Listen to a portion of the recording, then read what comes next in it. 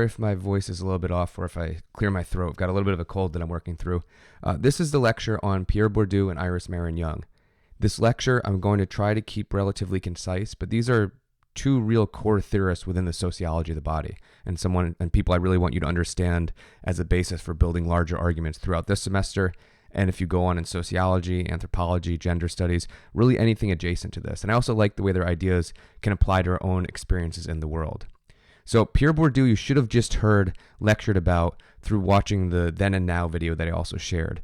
That video is about 12 minutes long. I think it does a really good job of introducing the idea of habitus, but I want to make sure, again, that you understand that concept and how it applies throughout sociology and how people can build on top of that.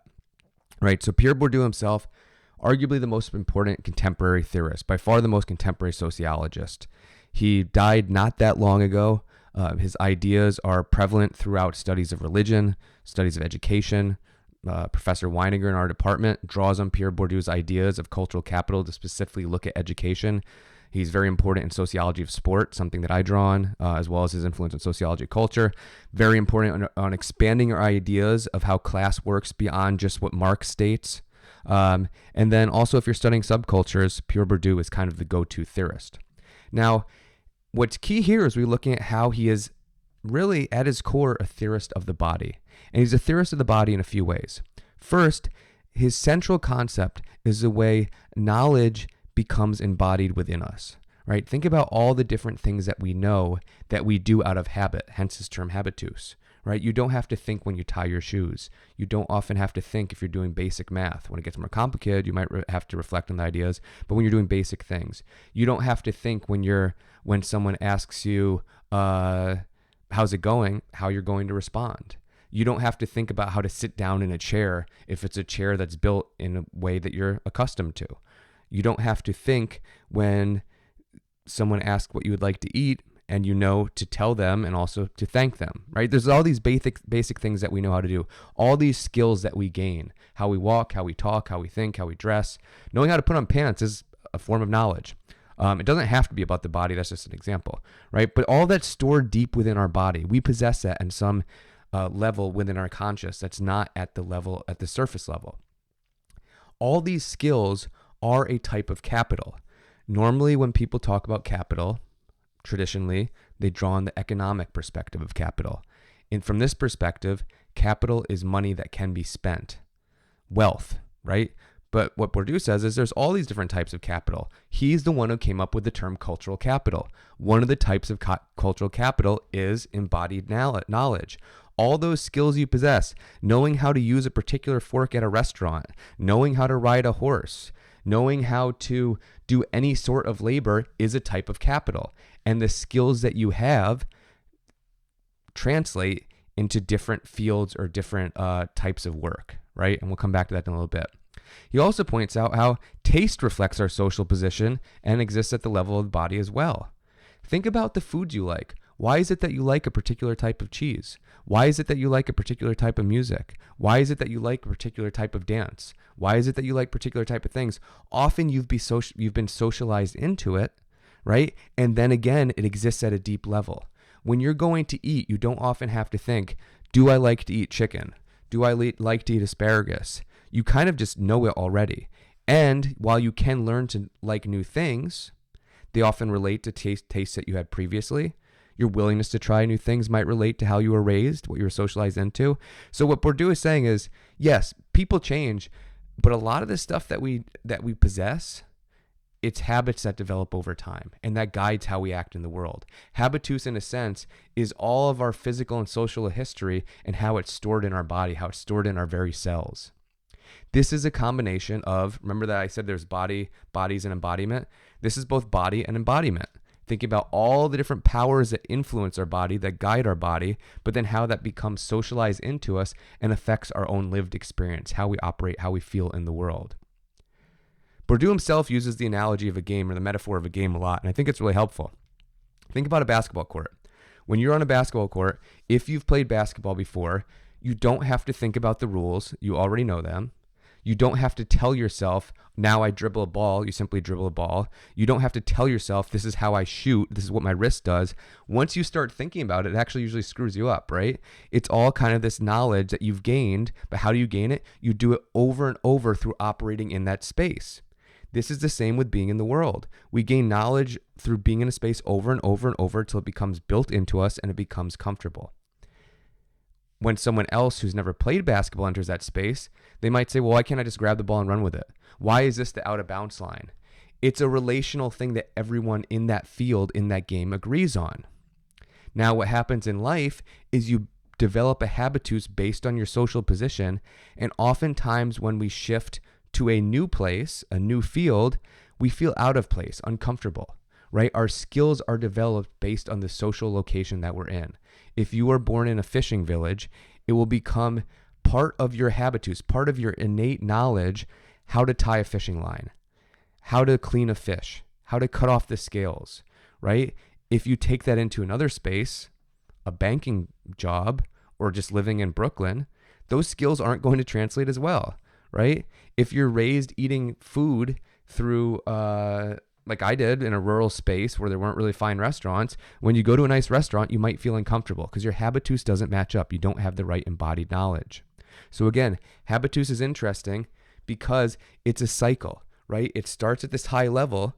All those structures, all those powers guide us, but then you start to reproduce this.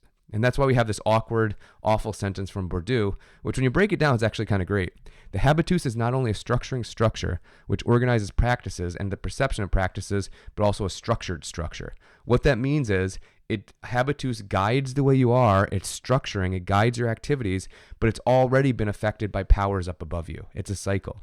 Same thing with the next thing. Through taste, an agent has what he likes because he likes what he has. Why is it that we have American cheese in our refrigerator? Well, part of it might be because it's cheap, right? But then through having that, through being raised in a home where American cheese is common, you begin to like that flavor and then you choose to get it. Not every time do you say, I don't like this, but it's cheap. Instead, you grow to like it, right? You have what you like because you like what you have. If you're raised having fancy cheeses that are expensive, you grow to like that taste, so you get them more and you continue to like them. So he's interested in how it's not always this rational choice that we're making. It's at a very deep level. And again, this is powerful because it can result in us understanding how not only are we guided into spaces, but we're pushed out of other spaces. When you're going to a new college, what spaces do you feel comfortable or uncomfortable? When you're trying to go to a new job, what do you apply to? When you're in a mall and there's a really fancy clothing store, do you go into it or does it feel like the wrong place? When you're choosing what parties to go to, what parts of town to go to, when you go to a new country, when you're moving between friend groups, we often go towards places that we feel somewhat comfortable. All right, so hopefully you have a sense of what's going on with Bourdieu. People have built it, and you don't have to master at this point, but the key part here that I'm trying to really push is that our knowledge is not random. Our tastes are not random. The way we use our body, all those things are not random, and the type of knowledge is really ingrained at a very deep level. You don't think about how you walk, but you could actually do a study where you look at how people walk, and it varies based on whether you grew up in a rural area, whether you grew up in an urban area, whether you grew up in a suburban area, whether you grew up in China, whether you grew up in Russia, whether you grew up in Brazil. There's different ways of using our body that we don't consciously think about. If you've ever gone, say, hiking with someone, and this example will come back, but say you walk through the woods with someone who grew up in the woods, they're very comfortable stepping over logs without thinking about it. Very simple thing. But you take them to a city environment, they might not feel so comfortable crossing a heavily trafficked road, right? It's just part of the habitus. Okay, now people have built in that in interesting ways. You'll be reading Louis Quicant this week. Louis Quicant looks at boxers and says, okay, but how do we actually understand the process through which someone takes their body and literally turns it into something that can be used to make money, transforming the body into capital, into something that can be sold, that can acquire money, right? So he looks at the process through which, in this case, men in the boxing gym in Chicago, in the city, actually do this and go through this process. You're also going to be reading the experience of exotic dancers, also trying to figure out how do we present our bodies, how do we develop the habitus to be able to make money. So 2 different cases of a group of people trying to shape their bodies, shape their habituses to become money-making tools. Another interesting addition to this, which I think is incredibly important, is through the work of Iris Marion Young. Iris Marion Young is one of the most important political and feminist theorists, I would say, in the half century. She often called into questions basic underlying assumptions about these kind of big concepts like justice or equality. She was someone who worked with communities. She didn't just engage in academic theory. But what I like is she has this brilliant essay where she focuses our attention to embodiment. This wasn't really her bigger project, but she has this one essay where she does this, and I think she does it incredibly well. The essay is called Throwing Like a Girl. Now, the essay is one of the things that I want you to look at this week. However, it's really long, kind of complicated, so I'm just going to basically lecture through it. And if you don't end up reading it, that's 100% fine, but I want you to at least think about these concepts as you read the other stuff. That's what's key. So, throwing like a girl is a common expression. I think all of us have probably heard of it. All of us know what we mean. We can kind of envision it in our head. It's often used as an insult for boys when you don't put your whole body into it, right? Throwing like a girl means you just kind of throw with your arm. Your arm's kind of limp. You don't have that much power. That's what it means. And so she says, well, there's this interesting thing where if we see where this difference starts, it's usually pre-puberty, before bodily changes and bodily differentiation happens. And yet people often like to say biology is the cause. So how does that make sense if it's pre-puberty? And if you look at bone structure in bodies, whether it's hips or shoulders, yes, there's difference, but there's not enough difference to explain this drastic binary divide we often see in society. So what she wants to do is ask a very fundamental question, kind of doing what Bourdieu is doing with habitus, but looking at the gendered aspect of it and saying, how is it that the feminine body is conditioned in society? So particularly focusing on women, although you could easily extend this argument to any type of performance of femininity. And she's saying, how is it that women in a contemporary advanced industrial, urban, and commercial society are guided and taught, right? How is the feminine body restricted? And which results in specific things such as throwing a ball in a particular way. How are the bodies of girls and women trained to be limited and confined and small?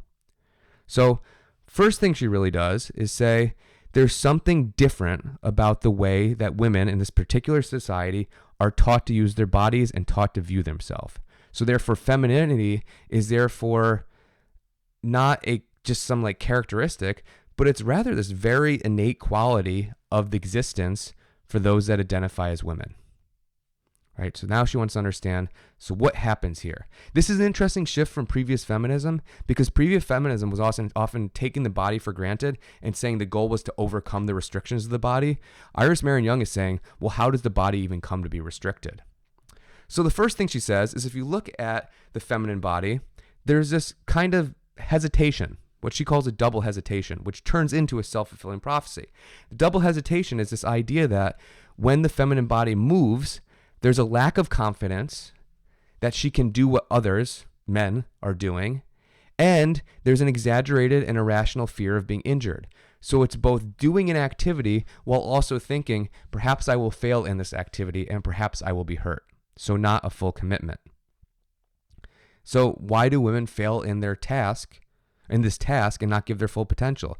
Well, she says there's these qualities taught from a young age, in particular, fear of being awkward, fear of appearing too strong, and fear of taking up too much space. So as a result, to quote Young, there's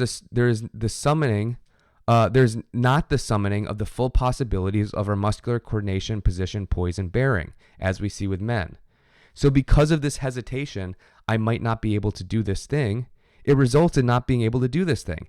That's the self-fulfilling prophecy. And then once you can't do that thing, it happens again and again. She continues on, and as with any good philosopher, she uses these really complicated terms to explain things that I think are actually not that complicated when we think of examples in our own lives. But she says there's these 3 key limiting modalities. So she's saying she's looking at feminine mobility, how the feminine body moves, acts on the world. And she said there's 3 really key qualities or modalities of that experience of moving. The first is ambiguous transcendence. Here she says what she sees, and she also draws on her own experiences here, is rather than moving through the body, women are uncomfortable in their bodies. They don't forget that they have a body. Rather, they're perpetually aware of it and not comfortable with it. Transcendence is where you're one with your body and one with the world. You don't think about the body because you're simply experiencing the world, right? You're aware of it only in the sense that I am moving through the world, I am walking over things, I am grabbing things, right? And what she says is that women, their bodies are only partly transcendent. At no time does a woman come completely lost in activity and forget that she has a body. She's always remaining aware of her body as an object. She says that in fact, for example, throwing, women only move part of their body, just the arm. It shows that the unmoving part is still an object for them, right? You don't have a full trust in your capacity to engage in the physical thing. So you think of the body often as a burden which must be dragged and prodded along. You don't transcend into the world. When you're trying to twist the jar to open it, you're only kind of using your arm. You're not putting your whole body into it, right? You're always aware that that there's this part of the body that's still this object moving that has to be carried rather than just engaging in the action, rather than jumping over the rocks. And she gives this great example in the essay that we can think of for all three of these examples, all three of these types of modality. She talks about how she's hiking with a colleague, and she's this very healthy person. She used to be a dancer. She's very comfortable, and she's hiking with some colleagues, and she gets to a river, and they have to cross some stones to get to the other side. And she talks about how she carefully moves across the river with fear of hurting her body, with fear of falling in. And she sees all these normally awkward, kind of clumsy older guys that aren't that healthy, just going across with any fear. Right? She's aware of her body as an object having to step over the stones rather than the men who are simply bound across. And all the three of these relate. Next one, inhibited intentionality. Rather than straightforwardly going after something, you reach but you hesitate. It's almost like a stuttering, a back and forth between I can and I can't. Intentionality would mean directed towards, you intend to do something, but what she sees is it's this inhibition. Men move smoothly towards something, unhindered and confident. Women, on the other hand, are conflicted. They move towards something and withdraw at the same time. Again, think of opening that jar, like you're trying to open a pickle jar, right? The only way you can fully do it is fully commit to the action. If you're kind of doing it but not fully doing it, that's inhibited. If you're crossing that stream and stepping on those rocks but being worried about where you're stepping, that's inhibited. Next pattern she sees, this final one. Discontinuous unity with one's surroundings. Rather than using the whole body as an object with which to accomplish a task, she sees the pattern of women only using a subsection of their body. Rather than seeing themselves as an originator of the action, she perceives herself as the object. Imagine something's being thrown at you. Instead of reaching out to grab it, you let it arrive to you. Rather than seeing yourself as part of the full situation, you see yourself as an object that's being looked at in the situation. You can see there's a lot of overlap with the first one here, right? With the first one, it's about how you never transcend and forget that you have a body. Here, the third one, it's that you see yourself as an object that is being acted upon.